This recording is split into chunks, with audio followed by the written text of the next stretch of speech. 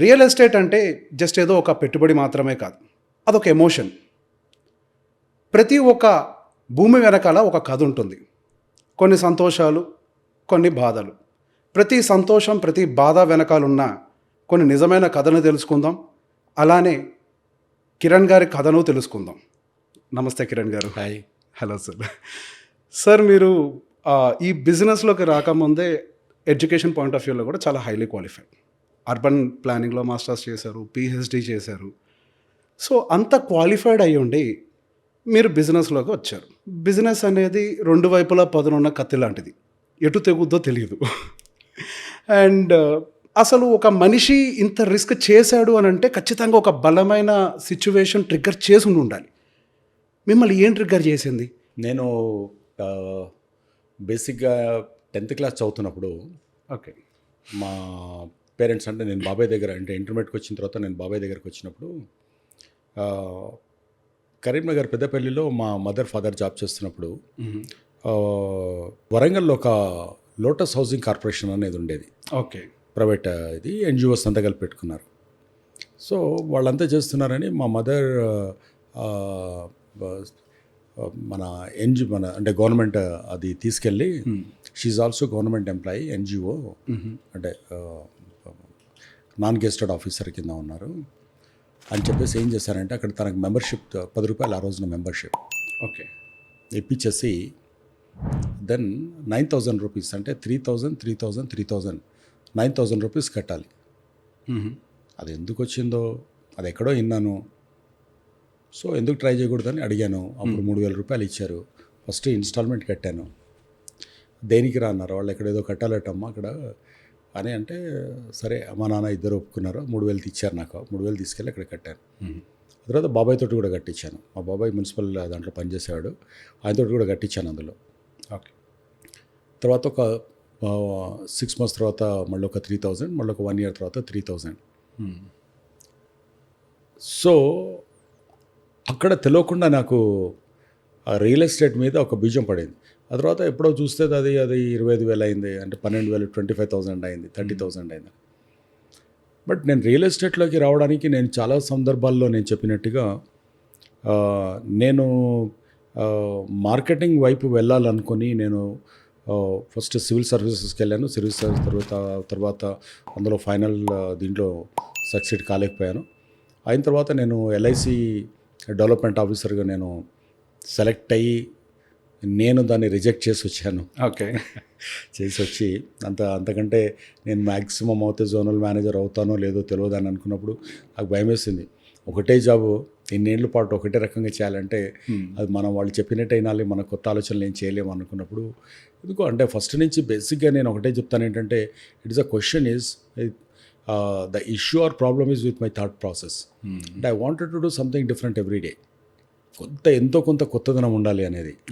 ఆ కొత్తదనం ఉండాలనుకున్నప్పుడు దీంట్లో నేను స్టేల్ అయిపోతాననే భయంతో ఆ క్రమంలో నేను యునైటెడ్ బ్రెవరీస్లో పనిచేసినా కూడా రిప్రజెంటేటివ్ లాగా. ఓకే. సేల్స్ రిప్రజెంటేటివ్ అంటే అది పెద్ద కంపెనీ, పెద్ద పోస్ట్ కాదు, రిప్రజెంటేటివ్ అంతే. ఓకే. సేల్స్. ఆ తర్వాత అప్పుడు నాకు రియల్ ఎస్టేట్లో నేను సివిల్ సర్వీస్ దానికి ప్లాన్ చేయడానికి వరంగల్ నుండి హైదరాబాద్కి వచ్చినప్పుడు then applied for real estate. Okay. అంతేగాని దాని మీద నాకు ఏదో అవగాహనతో వచ్చింది కాదు, ఒక ప్లాన్ చేసుకొని దాంట్లోకి వచ్చింది కాదు నేను. ఓకే. బట్ ఇప్పటి వాళ్ళకి నేను చెప్పేది ఏంటంటే అలా కాదు, మీకు ఇంట్రెస్ట్ తోటి ప్యాషన్ తోటి రావాలని చెప్తాను. మా టైమింగ్ వేరు అప్పుడు ఉన్నప్పుడుది. బట్ అక్కడికి వచ్చిన తర్వాత మట్టుకు నాకు ఒక 1 weekలోనే నేను రియలైజ్ అయింది. అంటే ఫస్ట్ డే నేను నా సేల్స్ స్టార్ట్ అయింది. యాజ్ యూజువల్ ఆమె క్విక్ స్టార్టర్. ఆయన మొదలు పెట్టాలంటే నేను ఇప్పటికీ కొంచెం అందరు భయపడతారు, దాన్ని చెప్పితే చాలు వెంటనే లేచి పరిగెత్తాలనుకుంటారని. ఒకసారి మైండ్లో ఒకసారి ఫామ్ అయిన తర్వాత, ఒక ఐడియా ఫామ్ అయిన తర్వాత దానికోసం ఆలోచిస్తూ ఉండాల్సిన పని లేదు. డెసిషన్ మేకింగ్ క్లారిటీ తోటి డేటాబేస్ ఉండాలి, దాని మీద క్లారిటీ రావాలి. క్లారిటీ వచ్చిన తర్వాత పరిగెత్తాలి. అవును. సో ఇంకా నువ్వు ఆలోచించుకుంటూ కూర్చుంటే నీ ముందు ఎప్పుడు XY 2 డోర్లు కనపడతాయి. Yes no. ఈ ఎస్ అంటే నో అంటుంది, అది నో అంటే ఎస్ అంటుంటుంది. సో అట్లా నేను అది రియల్ ఎస్టేట్లోకి వచ్చి ఫస్ట్ 1 weekలో ఫస్ట్ డే సేల్స్ స్టార్ట్ చేశాను. ఫస్ట్ 1 weekలో దాని మీద నాకు అర్థమైంది అది ఇది కంప్లీట్లీ బ్రోకర్స్ ప్యారడైజ్. ఇక్కడ ఎవరు ఇది లేరు. బట్ స్కోప్ ఉంది. నేను దాంట్లో చూసినప్పుడు ఏంటంటే ఎవరి దగ్గరికన్నా పోయి ఎక్కడన్నా అమ్మేయచ్చు ఇది. ఈ పర్టికులర్ ప్రోడక్ట్ వీళ్ళకి అమ్మాలన్నది లేదు. ఆర్డినరీ పర్సన్ దగ్గర నుంచి సూపర్ రిచ్ దాకా ఎవరికన్నా పోయి నేను అమ్మేయచ్చు. ఎవరికి అమ్మే వీళ్ళకి 200 అని చెప్తాం, వాళ్ళకి 2000 గజాలని చెప్తాం. సో దానికి ఉండే స్ట్రాటజీ దానికి పెట్టుకోవచ్చు. దాంట్లో ఫస్ట్ నాకు కన్ఫామ్గా క్లారిటీ వచ్చింది అది. సో దీంట్లో నాకు డెప్త్ అనేది ఉంది. So it is me I need to dig it out and you know find my luck. దాంట్లో చూసుకోవాలి నేను అది. సో అట్లా నేను ఈ ఇండస్ట్రీకి నేను అట్లా వచ్చాను. సో అది డెస్టినీ డ్రివెన్ అని చెప్పాలి. యా. సో మీరు ఈ ఫీల్డ్లోకి వచ్చిన తర్వాత చాలా సమస్యలు కూడా ఎదురయ్యే ఉంటుంటాయి. సహజంగా భూమి అని అంటేనే సొంత అన్నతమ్ముళ్ళు కొట్టుకుంటారు. అట్లాంటిది మీరు ఈ ఫీల్డ్లోకి వచ్చిన తర్వాత అది భూమితో వ్యాపారం చేస్తున్నప్పుడు మీకు ఎటువంటి సమస్యలు రాలేదా? అయ్యో, నాకు అసలు భూమి అంటే తెలియదు, ఎకరం అంటే తెలియదు, స్క్వేర్ యార్డ్ అంటే తెలియదు, స్క్వేర్ ఫీట్ తెలియదు. నాకు తెలిసింది 48 ప్లాట్లు అమ్మిన తర్వాత నాకు స్క్వేర్ యార్డు, స్క్వేర్ ఫీట్, ఎకరానికి ఎన్ని గజాలు ఉంటాయి అనేది అప్పుడు నాకు నాకు ఫస్ట్ మంత్ తర్వాత నేను తెలుసుకోవడానికి ప్రయత్నం చేశాను. నేను ఇవన్నీ చదువుకోవడానికి అప్పుడు అంత టైం లేకుండింది. ఫస్ట్ మనం సేల్ చేయాలి. ఇందులో ఉంటాను. ఆ గజం జాగా ఎప్పటికైనా గజమే. నేను అమ్మే ప్లాట్ ఎక్కడుందో అది అక్కడే ఉంటుంది. సో అది నేను రేపు తెలుసుకుంటాను. ఫస్ట్ అయితే నేను సేల్ చేస్తానని ఫస్ట్ సేల్ మొదలుపెట్టాను. 1 month తర్వాత then the first month I sold 48 units. Second మంత్లో అప్పుడు నేను దాని గురించి స్టడీ చేయడం మొదలుపెట్టాను. అసలు ఈ సర్వే అంటే ఏంటి, ల్యాండ్ అంటే ఏంటి, సర్వే నెంబర్ ఏంటి, ఎన్ని గజాలు ఉంటుంది, అప్రూవల్ అంటే ఏంటి, దాంట్లో రోడ్ పర్సంటేజ్, ప్లాటింగ్ పర్సంటేజ్, ఇవన్నీ ఏమేమి ఉంటాయి, ఎమ్యూనిటీస్ అంటే ఏంటి, అసలు ఇవన్నీ కూడా అప్పుడు నేను then I started learning about it. చేసి ఆ తర్వాత నేను తీసుకొచ్చే టీంను రియల్ ఎస్టేట్ బ్యాక్గ్రౌండ్ ఉన్న వాళ్ళని తేకుండా రా క్యాండిడేట్లను తెచ్చుకొని నేను ట్రైన్ చేశాను. ఎందుకంటే వాళ్ళకి ప్లెయిన్గా ఉంది, వాళ్ళ మైండ్ స్లేట్ లాగా ఉంటుంది, ఒక బ్లాక్ బోర్డ్ లాగా ఉంటుంది. చక్కగా నేనేం రాస్తే అదే పడేది వాళ్ళ మైండ్లో. కాబట్టి అలాంటి వాళ్ళని తీసుకొచ్చి వాళ్ళకి నేను నేర్చుకున్న చదువు అంతా వాళ్ళకి నేర్పడానికి ట్రై చేశాను. నేర్చుకున్న తర్వాతనే వెళ్ళమని చెప్పేవాడిని. ఒక 2-3 గంటలు కూర్చొని మాట్లాడి సరదాగా వాళ్ళు నన్ను క్వశ్చన్ ఏమని, నేను వాళ్ళను అంటే మాక్ డ్రిల్స్ అంటారు కదా, మాక్ డ్రిల్స్ అన్నీ చేసి అప్పుడు అలా కొంతమంది నా ఫ్రెండ్స్ను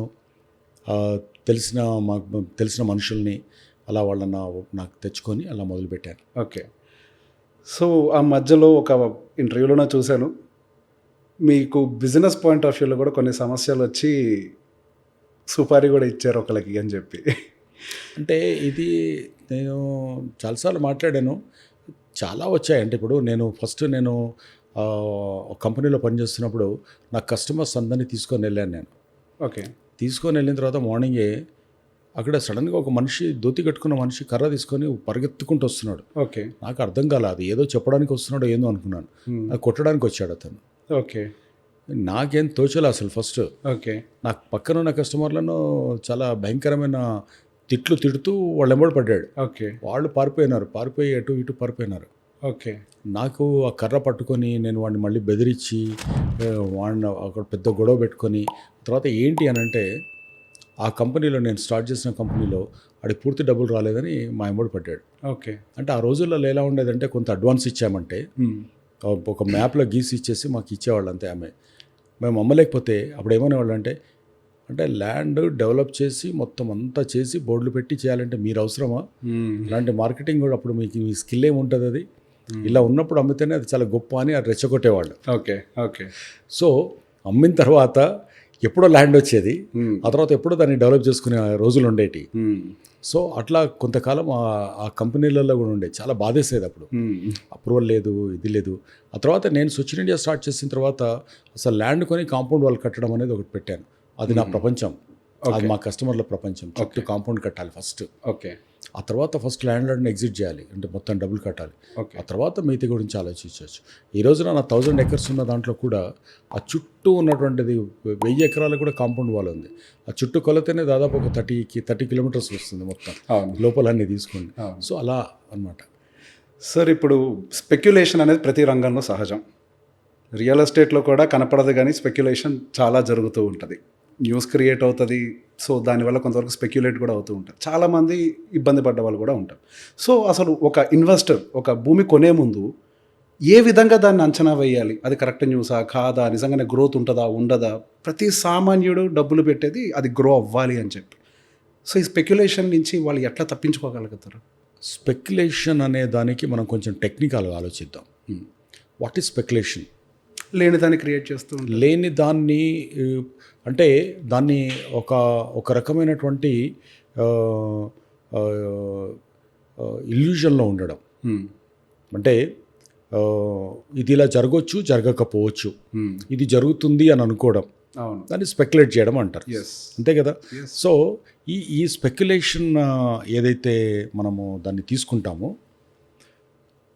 నీ దగ్గర డేటా లేకుండా నువ్వు స్పెక్యులేట్ చేస్తున్నావు అంటే అది స్పెక్యులేట్ అవుతుంది. డేటాతోటి కనుక మనం ఒకటి తయారు చేసుకుంటే, అంటే ఒక డాక్యుమెంట్ కానీ లేకుంటే ఒక రోడ్ మ్యాప్ కానీ కనుక మనం తయారు చేసుకుంటే దాన్ని మనం ఒక విజన్ అని అంటాము, లేదా దాన్ని ఒక what you call that projection అని అంటాం. ప్రొజెక్షన్ ఎప్పుడు ఫెయిల్ అవుతుంది? ప్రొజెక్షన్ ఫెయిల్ అవ్వడానికి ఉన్నటువంటి కారణాలు ఏంటి అని ఆలోచిస్తే, దాని మనకు పాస్ట్ డేటా ప్రపంచంలో ఏది తీసుకున్నా కూడా, కాస్టింగ్ వైజ్ కానీ ఇంకోటి ఏది తీసుకున్నా కూడా నీకున్నటువంటి past data will play a major role. Okay, ఏ సిచ్యువేషన్లో ఎందుకు ఎలా తగ్గింది ఎలా పెరిగింది అనేది మనం కనుక పాత దాని మీద మనకు ప్రాపర్గా కనుక అవగాహన ఉంటే మనం ఫ్యూచర్లో ఉన్నటువంటి ప్రొజెక్షన్స్ మనం ఎక్కడన్నా చేస్తాం. ఎస్, అవును, ఒక ఇండస్ట్రీని మనము గ్రాఫ్లో ప్రజెంట్ చేయమన్నప్పుడు దాన్ని we call it as a projection. Yes. Either projection or speculation అనే రెండింటి మీద కనుక మనం ఒక రెండింటిని కనుక పక్కన పెట్టి ఆలోచిస్తే, నీకు ప్రాపర్గా కనుక మనకు ఐడియా లేని వాళ్ళు ప్రాపర్గా అవగాహన రాహిత్యంతో ఉన్నప్పుడు స్పెక్యులేషన్లోకి వెళ్తారు. ఎస్, కరెక్ట్గా ఉన్నప్పుడు దాన్ని ప్రొజెక్షన్లోకి వెళ్తారు. ప్రొజెక్షన్ కొంతవరకు అటు ఇటు తేడా రావచ్చు, వచ్చినా కూడా అది రికవర్ అయ్యి మళ్ళీ ముందుకెళ్తుంది. Okay, yes, because it will never fail. Yes, నీకు డిమాండ్ సప్లై తీసుకుంటామా, లేకుంటే హ్యూమన్ యాటిట్యూడ్ ఆర్ బిహేవియరల్ ఫ్యాక్టర్స్ని తీసుకుంటామా, సప్లై చైన్ సిస్టమ్ను తీసుకుంటామా, లేకపోతే మనకు ఒక రా మెటీరియల్ దీన్ని తీసుకుంటామా, economical what you call that decisions or government కాంప్లయన్సెస్కు సంబంధించినటువంటి ఇంకేదన్నా ఫ్యాక్టర్స్ ఏమైనా ఉంటాయా అనేది ప్రతిదీ కూడా ఒక మెడిసిన్ తయారవుతున్నప్పుడు రకరకాలుగా ఎలా అయితే దాన్ని టెస్టింగ్ ఉంటుందో, ఇక్కడ టెస్ట్ తర్వాత బయటకు వస్తే కనుక అక్కడ ఏం జరగదు. ఎస్, ఈ బ్లడ్ గ్రూప్ వాళ్ళకి ఎలా ఉంటుంది,